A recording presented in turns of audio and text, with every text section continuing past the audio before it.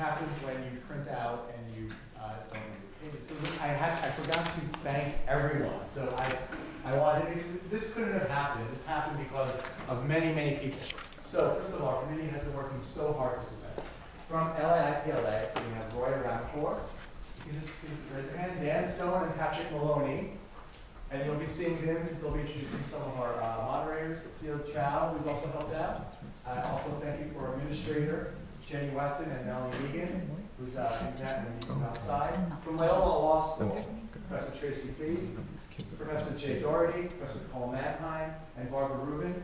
And also thank you to Loyola's Ryan Costello and Melissa Abraham for the marketing, Lindsay Hinzosa and Corinne St. Clair, and also to the Daily Journal to help support this event. And to our hosts, we really couldn't do this event without them. The Beverly Hills Bar Association, Life Entertainment Law and Intellectual Property Section, and also our sponsors, who you'll be hearing some of them. The LAPLA's Diamond sponsor, Forensis, their Platinum sponsor, HG Litigation, and their Bronze sponsor, Court Research. So without further ado, let's get. Oh, one other thing, everything is being taped today. Everyone has signed waivers that's presenting. So you'll also be able to share this with your friends on YouTube when we'll circulate information. If you want to know that. Great. Keep it going. All right. Yeah, we're good. We're back. So welcome to Livin on the Edge, Advanced Technologies in Entertainment. I will start by introducing my panel here. To the right of me, I have Yves Bergquist, who is a data scientist and the CEO of AI engineering firm Novamente, which applies neural symbolic artificial do it for me. Okay. First of all, I apologize for all these just ridiculous terms. We're an AI engineering firm. We apply artificial general intelligence, which Tracey was talking about, to large enterprise problems. In fact, the team that I work with invented the whole field of artificial intelligence and artificial general intelligence, and the term. And aside from that, I manage the data and analytics project at the Entertainment Technology Center at USC down the street. And my research is funded by all the studios, and I report to all the CTOs of the studios. And what I do is I create very high-end analytics and AI platforms for entertainment to make better decisions about development, production, marketing, and distribution. Thanks for helping me out with that. And to the left of Yves, we have Zach St. Martin. And Zach is general counsel for 8i, a company focusing on holograms that he'll tell you more about.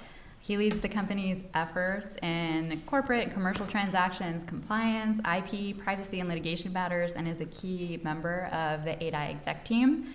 Prior to his role at 8i, Zach worked in business and legal affairs positions at Sony Pictures, MySpace, Fox Interactive Media, Pacific Media, and Viant. So thanks to both of you for coming out today. I wanted to kick it off by talking more about the really cool things that both of your companies are involved in. So, Zach, do you want me to start off by playing the cool demo video that you had, or do you want to tee up the video at all? Maybe I'll tee it up just for a bit. First, thanks for having me. I'm excited to be here, back to school. I love being in the school environment. Hopefully we'll have an interesting discussion. 8i is a LA-based technology company, and the core product that we produce is holographic or volumetric video. So it's video taken to the third dimension, as opposed to what we have typically now when we watch TV in 2 dimensions. So we've got both a stage capture system and a software component that can record and create assets that are viewable in 3 dimensions. And so the demo that we're about to show is a few different ways that our product and our technology can be used, and things to think about how these technologies change the way we experience things, and particularly memories in the first piece. Secondly, you kind of see a more social, frivolous use of the technology. And then thirdly, a piece with Buzz Aldrin where he uses our technology to push his idea about a future of humanity heading to Mars. So with that, let's take a look at the demo and see what 8i is up How do you to. preserve the people you love or the stories they have to tell in a way that makes it feel like they're right next to you? AR and VR have the potential to dramatically change everything from gaming to entertainment and training for a new job. But they also have the potential to impact our memories, not just the moments we remember, but actual living testimonies and how we interact with people after they're gone. This mom and baby casting call led her to 8i, a Los Angeles-based company that makes so-called holograms, volumetric video that can be viewed in a VR headset or as part of an AR app. A lot of the video content 8i makes is focused on celebrities or animals, but not in this case. This was really early on in the company, and we were looking for ways to test the emotional connectivity that can happen between a real person and a digital person. And so Mom and Baby seemed like a really good idea. When Ashley came back and she was able to enter her hologram and hold her baby again, got very emotional. We all got very emotional watching her, and we understood, hey, we're on to something. After seeing Ashley's experience, other 8i employees started to bring their kids in to get their own holograms made. This is 1-year-old Lowell next to almost 2-year-old Lowell, and he was super bald, but he still carries the same blankie. Oh, you alright, bro?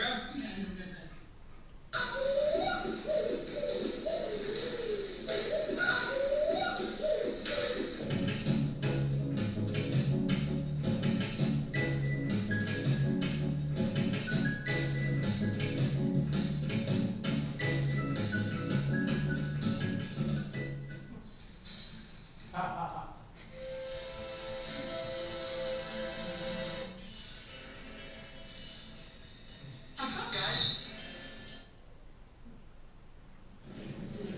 Virtual reality just gives a sense of participating, being right there, in, like, involved, exciting way. That's the future that I want to see. Being able to experience Buzz's vision in virtual reality allows people to actually be on Mars and see Buzz's vision for how we're going to colonize Mars. I think what's so exciting about this project in particular is that we're creating nearly photorealistic holograms of historical icons. People can interact with him as though he's there in a way that was never possible before. Leaving an image behind there for other people to see is like eternal life, anyway.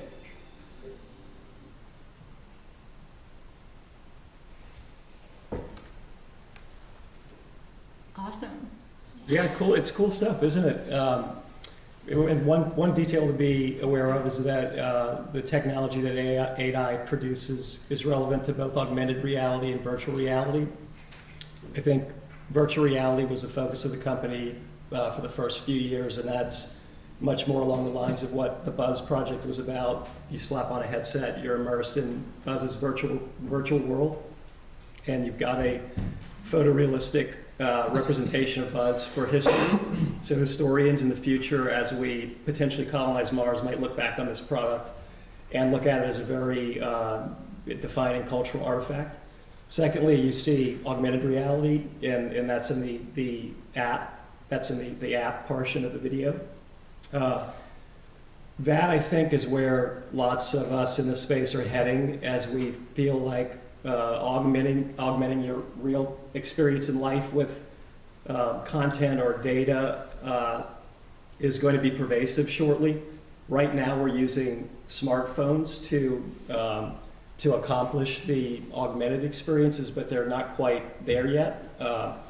As Tracey mentioned earlier, the iPhone X is going to continue to develop the capabilities of these handheld devices, but I think the future's heading towards some type of product that augments your vision and allows you to interact with things that are not present in the real world, but are present on a platform that you experience personally and that theoretically enhance your real life experiences. But for now, our application takes volumetric recordings and places them in real world events, and it creates interesting and fun content that can then be shared. Awesome. Very, very cool. Yves, I have your Corto demo. Do we want to tee that up, or do you want to talk sure. a little bit more about? Sure. There's three things that are a bottleneck to intelligence currently. It's the ability to take massive amounts of data in different formats and ontologies and taxonomies. So for a movie studio, for example, it would be video data, social media data, P&L, legal contracts around the production nodes, script, etc. It's all about the same thing, but the ability to merge all this data together in a common framework where data points can understand how they relate to each other is a big challenge. The second challenge, which then gets a lot easier if you solve that first one, is the ability to abstract from atomic level data. So something that your brain does really well, which is, you at an atomic level, you receive inputs about shape and color and depth and things like that. But your brain is able to abstract these concepts into, well, this is a desk, this is a computer, this is a person, this is my wife, my husband, etc. And the third thing that's very difficult for machines to do is reasoning. And reasoning is when you are trying to represent something without having seen that thing or experienced that thing before. Machines are very good at getting a lot of inputs that is labeled, and let's say millions of pictures of dogs and cats that are labeled dogs and cats, and they're really very good at recognizing the features of dogs and cats or faces, right? But if you feed it a Picasso painting, which is a face, they won't classify it as a face because they haven't seen it before. However, your brain is really able to recognize that it's a face based on the features that make it a face to you. We've built a pretty game-changing application called Corto, which not only allows for the semantic representation of data across formats and taxonomies automatically and autonomously, but also some very, very deep reasoning from it, where the AI and machine learning plugins that we have working on the data will allow to represent a domain of the data, or will able to provide a probabilistic answer to a question that the application doesn't have the explicit answer to. It will reason from bits and pieces of concurrent data to probabilistically give an answer to it, and it's pretty sorry. It's pretty game-changing, and it's really some of the hardest thing in AI today. So this is how it looks like, and I want you to imagine applying that to law, which is what we're doing right now. So studios have data in various formats and taxonomies. They have IMDb data, they have P&L data, production notes, scripts, social media data. And so with Corto, you upload it to the Corto database. It will represent it in a weight labeled hypergraph, which is a typograph database that allows for a lot of abstraction. And it'll recognize what's in the video. It'll recognize not just the objects in the video, which at this stage is fairly simple, but the events. Are these people kissing? Are they fighting? Are they driving a car? And then it's all outputted in a natural language interface, where you can just simply ask questions to your data, right? And so we're building the equivalent for finance. So we have one for entertainment, we have one for pharma, one for finance, and we're building one for law, for licensing contracts and participations and things like that. And I'm guessing this is why I'm here, is because to announce to you that you're all out of a job. No, I'm just kidding. Some of you. But it's probably the most advanced type of artificial intelligence application today. This is really and truly an artificial general intelligence application in that you can throw any kind of data into it. It will represent it and analyze it and perform some deep analysis to it, regardless of the domain. And so it's very disruptive for obviously a lot of reasons, but the disruption that I'm most interested in is, which we can talk about, is really the ability to analyze risk, financial risk, legal risk, at a much more granular level, right? So from a very fundamental perspective, artificial intelligence is a revolution in how we know things, right? The human brain is pretty good at knowing surface level things. We're able to handle only analysis and examining the relationships between 4 or 5 or 6 or 7 variables. I mean, anywhere between 5 and 8. If you're able to handle 8, you're a real genius. And there's a lot of variance. There's a big difference between being able to handle 5 variables and 8 variables from a neuroscience perspective. But what happens when we throw 1 million variables at cancer? What happens when we throw 1 million variables at analyzing intellectual property risk? What happens when we throw 1 million variables at poverty or economic development? That is extremely disruptive, and it's a disruption in how we know things, because the human brain is very limited in its ability to know things. And for a long time, we've built institutions and societies around this very limited ability to know things. And for a variety of reasons, that structure of society is crumbling, and what's emerging is an enormous amount of complexity everywhere. And AI can help us manage that complexity. Can I ask a quick question? Chime in at any time. Do you find that the results of the artificial intelligence, the answers to certain questions, produce unexpected answers that we weren't able to recognize as humans? And then secondly, is there pushback from the constituency that maybe is affected by that strange answer? Yes and yes. There's a very famous example of DeepMind's AlphaGo system playing the world's greatest Go player, human Go player. And there's something called Move 37. I think it was game 2. The AI application made a move that everybody in the audience, which was a bunch of really high-level Go players, I thought didn't make any sense. And it turns out that that move won the game. So if you look at and AlphaGo has been improved, and it's been playing a lot of Go games recently, and there's some press around it. If you go back to that press, you'll see that a lot of the ways AlphaGo plays Go is completely counterintuitive to how humans play Go, which means that a lot of the time we see applications accessing a mathematical reality that our human brain isn't able to access. And so I think sort of philosophically projecting into the future, artificial intelligence will help us really understand who we are. We don't understand anything.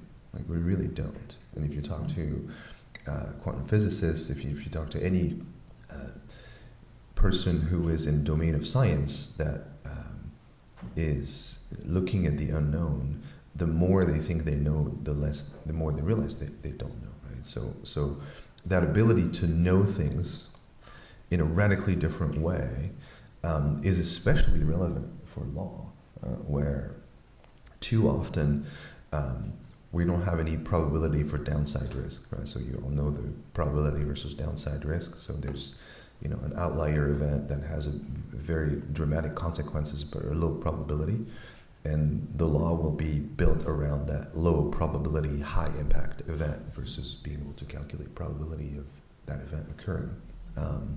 So I think the legal profession will become more quantitative and more probabilistic, and so you all have to be ready to incorporate a lot more math in the way you're evaluating risks, because now risk is evaluating, especially legal risk, qualitatively and too many times very, very badly, which is why behind everything that sucks is a bad lawyer and a bad engineer. I'm including myself in that. And behind everything that's amazing is a good lawyer and a good engineer. So let's make better lawyers. So I like all this talk about game-changing technology. We have the potential to, change the way that we're assessing risk with respect to the legal world. I know that would come in handy in what I do when I'm assessing risk in day-to-day deals that I'm doing, especially when we're evaluating a new technology or a new product that has never been in the market before, and we don't necessarily know what the risks are. We have no precedent. So I'm definitely looking forward to that. But in terms of... No, you're not. No, it's very disruptive. It's very disruptive for lawyers. Right? It's completely the ability to. I mean, I'm really interested in the answer to the following question. If I were to give you or any of the lawyers here a very granular probability of a risk, would it change their decision? If I were to say, hey, the event that you're protecting against has a 8% chance of happening, it might not even make any difference. Maybe. I mean, humans are humans, right? And they have that's why we're replacing a them, way of making decisions. Yeah. It's insane. It'll take a while. Absolutely. You're making a decision about a low probability event in a domain of your corporation that is one very specific domain that is not the whole, but that decision will affect your corporation beyond your area. So you're making a bad decision about a domain that is very, very limited and confined within the overall world of the corporation that the client that you're working with, that will affect the activity and the revenue and the future of that client in a very, very large way. And this is a huge problem. I think lawyers and engineers have too much power and they don't have enough accountability, right? And I think what I would love for this kind of stuff to do is to allow, and forgive me, I work in Hollywood, and so I work with like the worst lawyers possible, and so I just have like a hit list of people that if they find their body somewhere, like the police has to come to me first.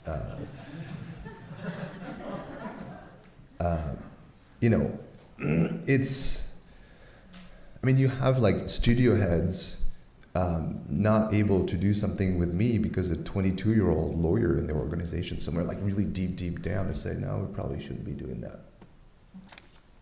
And the opportunity cost of not doing it is massive for the organization. And the probability of, the risk that decision is covered is extremely small. And so innovation should be the work of lawyers. It should be part of their portfolio to innovate. Risk, it should be part of their portfolio to accept risk. I'd like to speak for the lawyers that we're not all bad here. But I think, I as an in-house counsel, I think I would love to know more granular probabilities of risk around deals that I'm working on, so that when I present the problems that prevent deals from happening to the people I work for, that I can help them to understand what the potential is there and whether it's worth moving forward.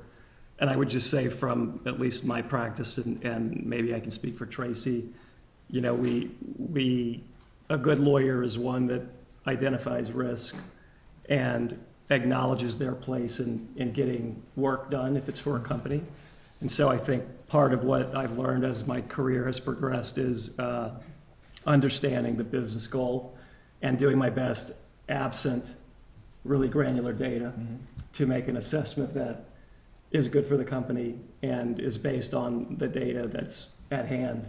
But I agree that if lawyers had access to AI that could help us make those decisions, then I think it would be welcomed by the community. Yeah, and like just to chime in also so that another lawyer speaks.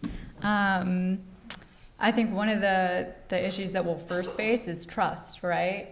Can we trust the data? Sometimes data isn't always accurate. There you go. It's starting to Here's happen. Here's the real layer. And B, there's certain things that I think lawyers are great at that I'm not sure machines will be great at. We know that emotional intelligence, judgment, negotiation are things that machines, at least now, are not great at. And so I would love to use it as the tool, but we still have a place that's important and that needs to For the now, humans. for the next 20 years, yes, that's true. After 20 years. No, let me ask you this. So it's a case study, right? So let's say I'm able to very granularly assess that a risk that you thought was a 70% risk is an 8% risk. Would you change your assessment of the risk, and would you allow the company to go down to make a decision that just opens itself up to that risk? Yeah, I mean, I think I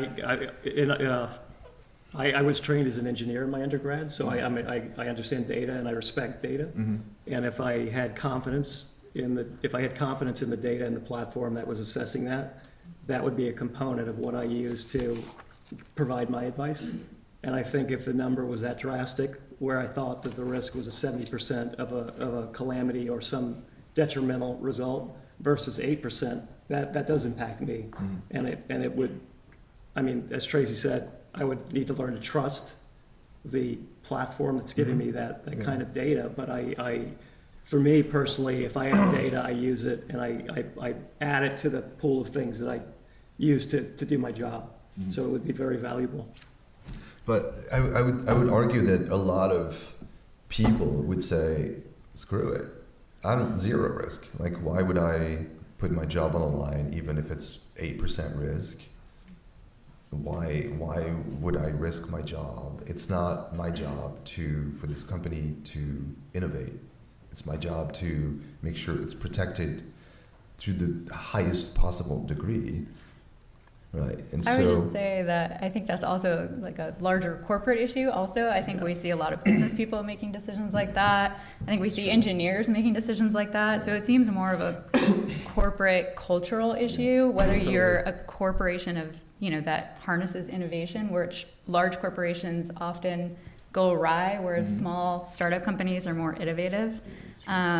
So, I mean, I love this discussion. We could have it all day, but I do want to pivot onto some other topics that are interesting as well. But since we're on the topic of legal issues with respect to technology, Zach, have you faced sort of new and novel legal issues in the space of AR dealing with holograms?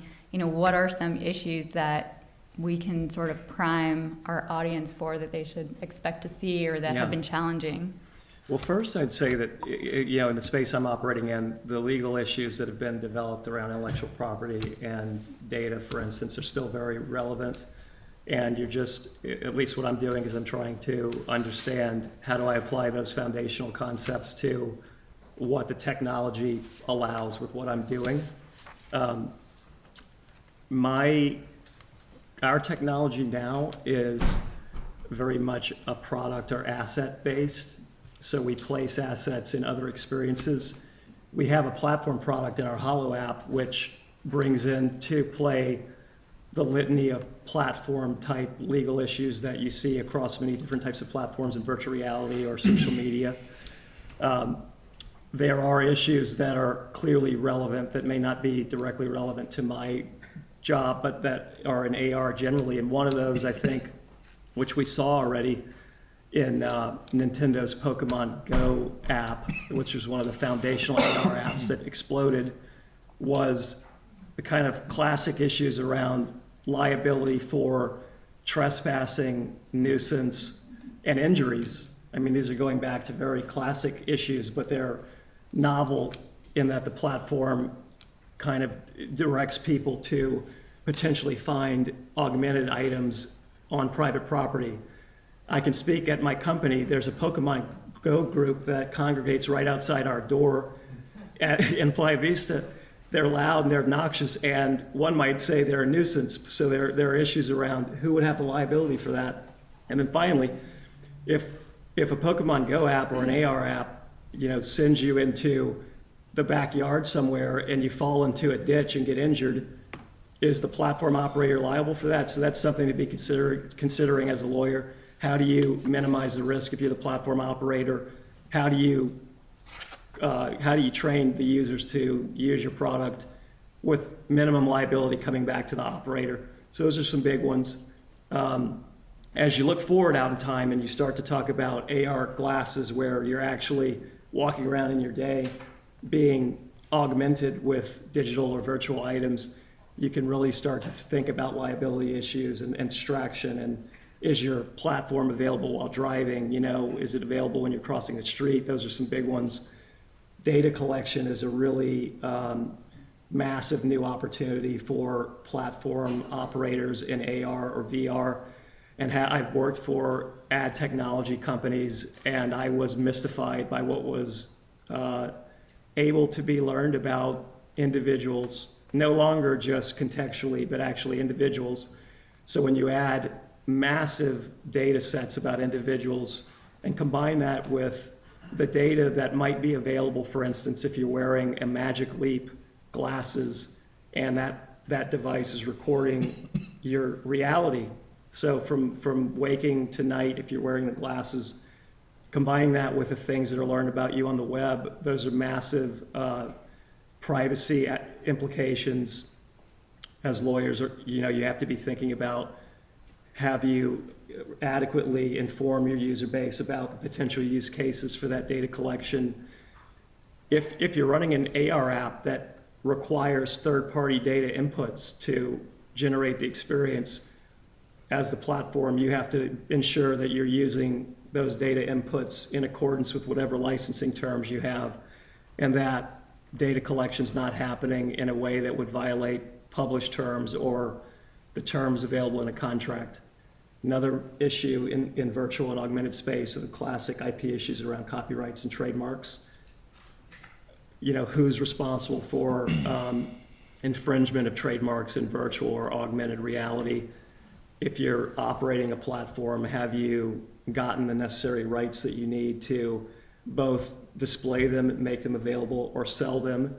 And have you gotten the rights for your users to use them? And I can speak for the Holo app. We've done some deals with major IP owners, and hearkening back to my era at MySpace years ago, the UGC issues came up hot and heavy because our app allows a user to place a virtual item. You could place an item right there at the prompter, and it would look like one of our characters was speaking to the crowd. So when you're talking about a major IP owner like Spider-Man, or you're talking about the guy you saw doing karate like Anderson Silva, they have concerns about what are users doing with a very photorealistic 3D holographic asset of me, and how do you maintain the integrity of what was captured? So our technology is really a recording technology, but just bumped up for the modern era. So the talent or the IP owner knows what was recorded. Once it's in the user's hands, they can really contextualize it in ways that might be offensive to the talent. It might impact the brand or the brand message. And so I did a lot of negotiating around basically asking those folks to get comfortable with the idea that if you play in the user-generated world, you do lose some control, and you have to rely on mechanisms to remove content. Now, our trick is that we just publish content, so we don't really we publish it to third-party platforms. We don't publish it on our own in our own kind of stored databases. So the risk to those licensors is that their content gets into the wild in a way they don't like, and they have to rely on third parties to take it down. So the UGC issues are also very big, and you better make sure that your terms of use or your contracts are protecting the operator of platforms, and also are in line with whatever contractual rights you've been granted to put these digital assets into AR. Finally, I would just say that generating terms of use and privacy policies that contemplate the various types of uses of your platform or your content or your technology are integral and you have to think forward, and you have to think, at least when I'm putting on my hat for a platform operator, thinking in terms of getting rights that are very broad and that contemplate evolution of the ability of these technologies that we can kind of contemplate now, and we don't quite know the parameters of them yet. And finally, how do you make sure that those terms are enforceable against users? So that's another issue that, as an in-house counsel, there's best ways to do things, and then you run up against product people who fight you to not implement them in the best manner. And so you're getting back to the risk assessment area where you take a risk on potentially having non-enforceable terms because it creates friction around users' engagement with a product. And that's a continual battle that I've had in my in-house career over the years that some of you may experience or may see in your jobs too. Absolutely. So definitely always be sort of looking forward to seeing how these products are going to be used, how they can be implemented. Rights issues, privacy issues are always going to be at the forefront in the future. So pivoting now, again, away from some of the legal issues, I'd love to talk a little bit more about sort of what's in store for the future, what do we have to look forward to, and one of the things I definitely wanted to talk about that Yves is working on or has worked on that's very interesting is that he has hacked interestingness. And I love sort of this idea of what makes something interesting and how that can potentially impact storytelling in the future. So would you like to tell us a bit more about that? So generally, along the same lines of this talk is about, there's more and more data and more opportunities to measure qualitative phenomena quantitatively. So if I ask you and say, hey, is the fact that, is interestingness in anything a qualitative or a quantitative attribute, you all say, well, it's a qualitative attribute. Is the strength of a brand is a qualitative or a brand attachment, is it a qualitative or quantitative attribute? You'll say it's a qualitative attribute. A lot of what I do, and especially what I do in Hollywood, where a lot of the attributes of audiences and content are considered to be qualitative, is I measure them quantitatively. And when you do that, there's something really interesting that happens, is when you extract quantitative metrics from qualitative attributes, then you can measure these metrics against what we call in statistics a dependent variable, which is, hey, what's the stuff that I really care about? Is it my sales, my box office returns, my YouTube views, my ROI? And if you sort of measure many dimensions that are qualitative quantitatively, then you can find which of these, scientifically and mathematically, which of these dimensions are driving your bottom line or your dependent variable. One of the things that my team and I are working on is a mathematical model of why we find anything interesting. It's coming from cognitive research and neuroscience research. Your brain has different ways of representing anything. If you're in a very familiar environment, if you're with a very familiar person, if you're watching a film that you've watched many times, your brain doesn't need as much data to represent that thing. So the compression rate on the data that comes in is very high, which is a lot of times we call it boredom. And you've noticed that when you're in a very familiar environment, you tend to be not as present as when you're in an unfamiliar environment. On the other hand, if you're in a very unfamiliar environment, your brain needs as much data as possible to represent that environment, because maybe there's a risk in there, maybe there's an opportunity in there.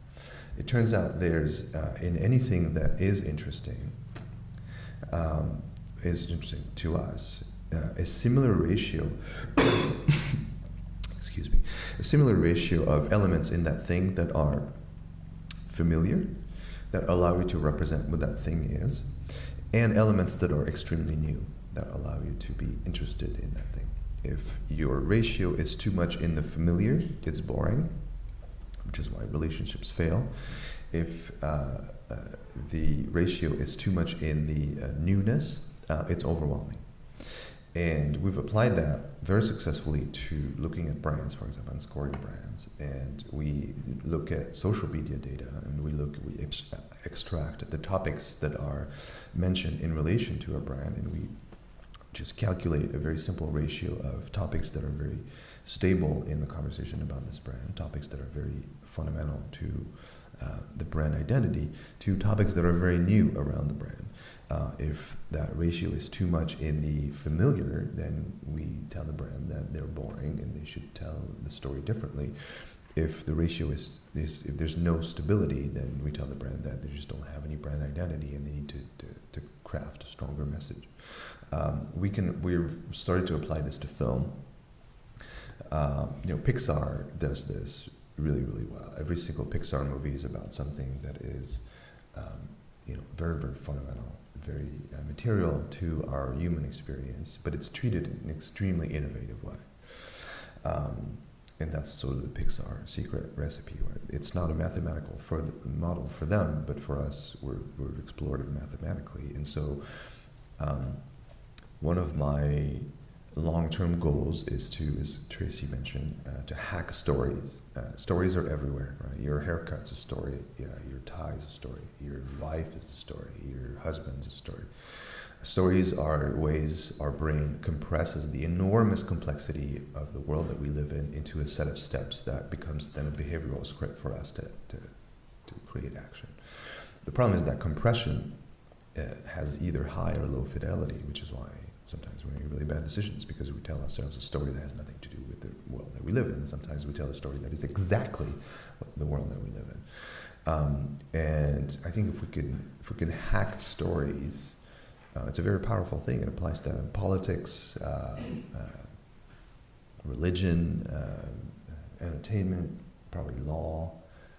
A lot of the laws are basically just stories, right? They're narratives. And so we have a big project at ETC that correlates narrative structures. And by the way, stories are very algorithmic, right? So Silicon Valley and Hollywood are in the same business. A story is a set of steps to solve a problem. And you know what else is a set of steps to solve a problem? A software algorithm. And so we've mapped the algorithmic structure. We found a way to map the algorithmic structure of any kind of story, and we correlate it to box office returns or sales or YouTube views and things like that. And it's, as you can imagine, of major interest to the studio. Awesome. And in your materials, you'll find an article that you wrote about Rotten Tomatoes and its impact or non-impact on box office. So that, feel free to read it. Yeah, there's no measurable impact. Non-impact. And Zach, so kind of piggybacking off what we have to look forward to in the future, with respect to holograms, what sort of cool, interesting ways do you see AR holograms being used in the future? You had mentioned that, thank you so much, that it's going to be used in broadcasting as a major communication tool. Yeah, that's one that's really, really fascinating. But before I get there quickly, I'm just going to try to talk about the steps where I think it's going. Right now, we're placing virtual assets in virtual reality and augmented reality, and the Oculus or HTC Vive headsets can show you an experience like that with Buzz Aldrin. The Holo app that we put out can show you how you use a smartphone to place a virtual item in augmented reality. We're working on distributing that ability so that lots of apps with lots of users are going to be able to do that. So you can start to think about how brands would start to desire to use that kind of technology. Right now, 8i's production of its volumetric assets requires a fairly complex stage setup, and that's part of our business. We have both a production business and a technology business.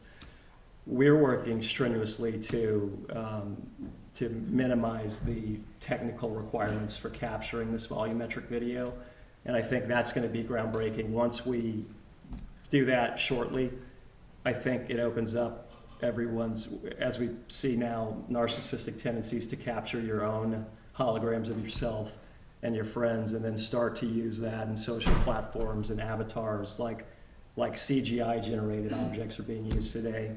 And I think as the Verge article at the beginning of the demo pointed out, families would use holograms to become living memories of the phases of their lives. And I think that's a very, very compelling, groundbreaking change from going back to photographs to 2D video to now, when one's 80 years old, being able to look at a crystal clear copy of yourself as a baby. I mean, that to me is fascinating.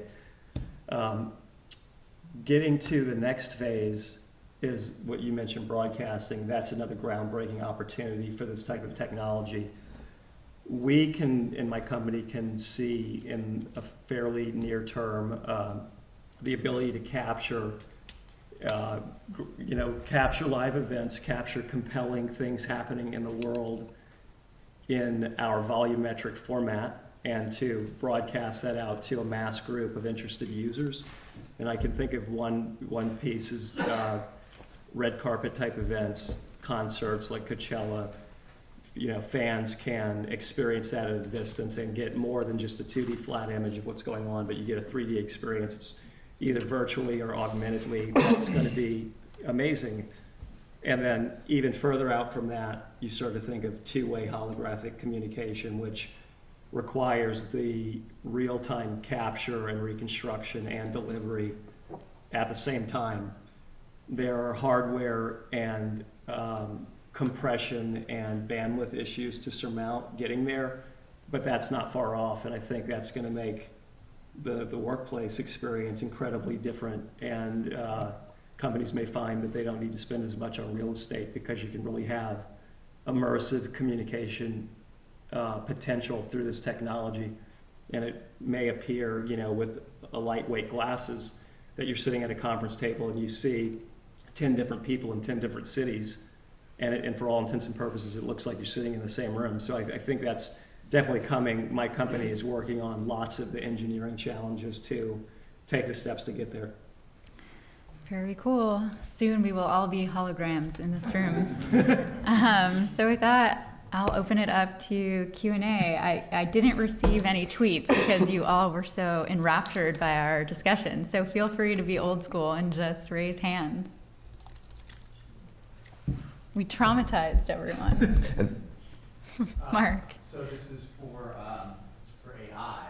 The question would be, who would own that hologram? Meaning that if I take your child, and I'm assuming again, I'm a Black Mirror fan, so I'm really going there. So you have your child, unfortunately, a disaster would happen, and then you would want that memory. But wouldn't the rights be limited by a user agreement? That's a fascinating question. I think that would be something that would need to be fleshed out in a user agreement. Right now, we do deals to capture content either owned by 8i, so it's works made for hire for us, or we capture content for our business partners, and there's a contractual ownership negotiated in that. When it comes to when we get to the point where users can capture themselves, I think it's a business decision. Obviously, a user would be able to use his or her own hologram and would have the rights to their likeness embedded in that. I think the company may ask for some type of license back potentially. I think it gets sensitive the more intimate the content is with respect to a family. But I suspect that there would be privacy concepts and privacy elections made by the user, whether it's usable on a platform or is it only used on a private experience within a family. Those are all things that could be negotiated. We haven't gotten there yet. They're to but be it will be coming. I mean, they're absolutely coming. It's to be determined. I mean, we all kind of conceive where it's going to go. Absolutely, but when you that experience with mom and baby that you saw in the beginning of the piece with The Verge.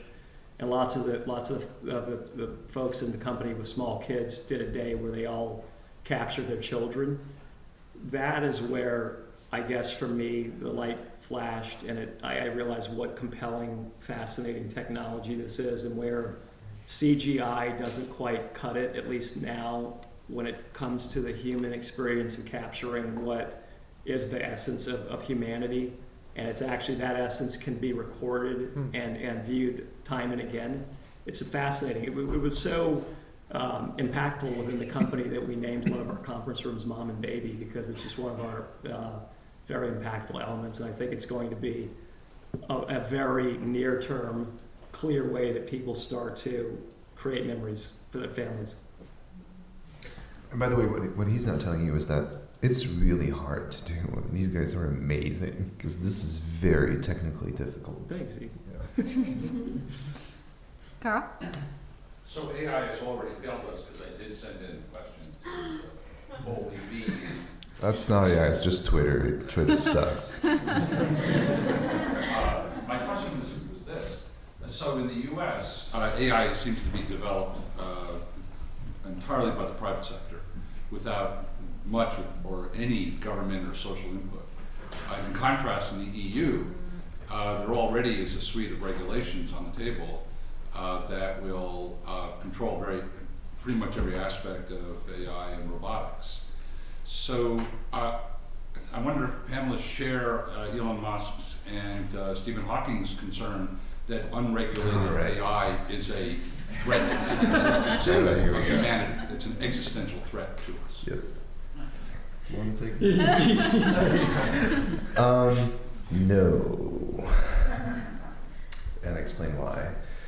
So first of all, there's an enormous amount of government-funded research in AI in America, and we get some of that money. We work for DARPA, we work for IARPA, for the intelligence community. The intelligence community is funding a lot of AI work. It's been doing it for 30 years. Killer robots, for instance. No, just managing large amounts of data about your phone calls. I'm not kidding.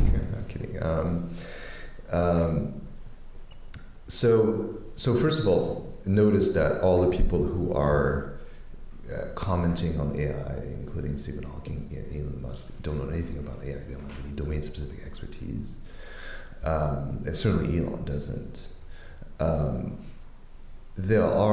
So for me, that argument is worse than wrong. It's lazy. It's not right. It's not wrong. I mean, there's this very theoretical threat that machine superintelligence would harm us in a substantial way if used improperly.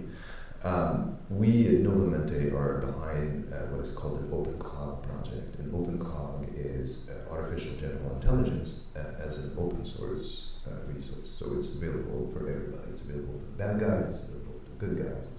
We very, very strongly believe that AI is such a powerful technology that it needs to be in the hands of everybody.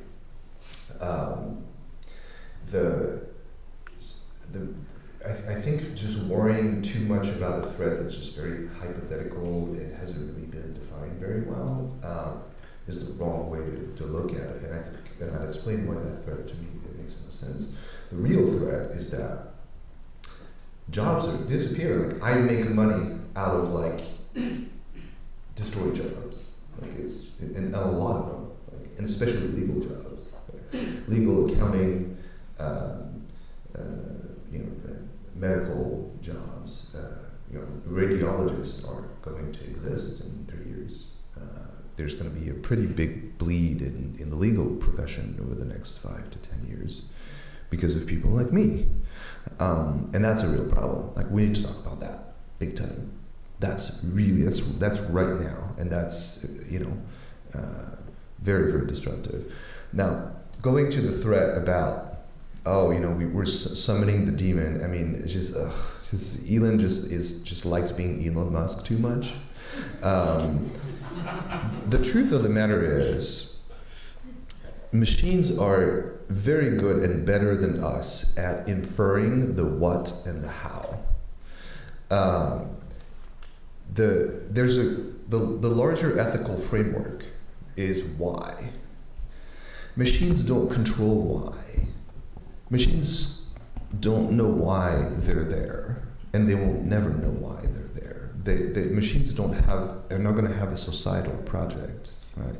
Machines are tools. The humans, for a very, very long time, and maybe even forever, will be the ones controlling the ultimate normative ethical framework of Why? This is why all this is happening. And so we'll have many, many, many, many opportunities.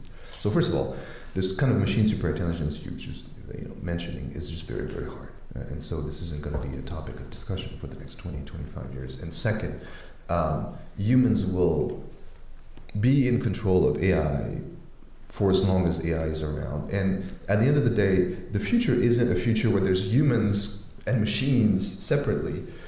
There's not going to be any difference between humans and machines. The biological and the synthetic will merge together. In fact, all the people I work with think that biological intelligence is just a transition to machine intelligence. There won't be any difference between machine intelligence and biological intelligence anymore. So when that happens, then that question just disappears. Time's up.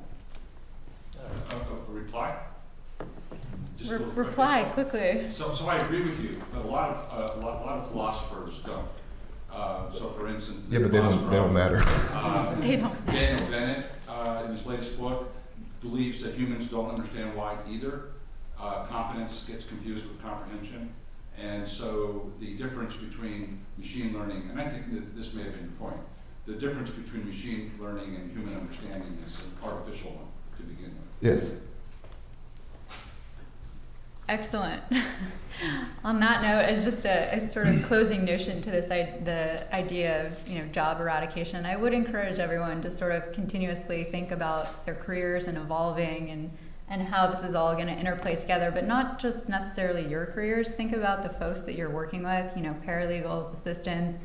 Those people's jobs are definitely at a level of threat, and so as you're training them, and train them with additional skills that are not replaceable by machines. And we have a responsibility to one another as humans to You're just going to train them to do things that are just randomly so that they still have a job? That's not how it works. Train them to do new things that machines aren't as good at at this point. But train them to do things that you need.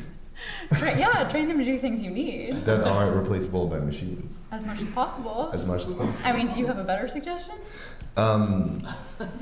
You're the one that's destroying us, so help us out, man. Teach them math. Just lawyers should learn math and statistics because you're going to use it more and more and more and more and more and more. And all this stuff that you think is qualitative, that's bullshit. It's all quantitative. It's all math. Everything is math, right? Your job is math. You're just not representing it that way. And as much as you can. So here's my advice to you. We have to wrap it up, though, so quickly. The most valuable people in the next 20 years are people who are able to think algorithmically and quantitatively and computationally about problems that are not traditionally thought of as computational problem. So your ability to think in terms of let's see if there's data and software applications to solve that problem. That if you're the person in the room with that mindset and you're the only one, you are the only person in that room that's irreplaceable. And the other job I'm looking into is leisure expert and therapist. Leisure time expert, right? Leisure time expert. All right, thanks all.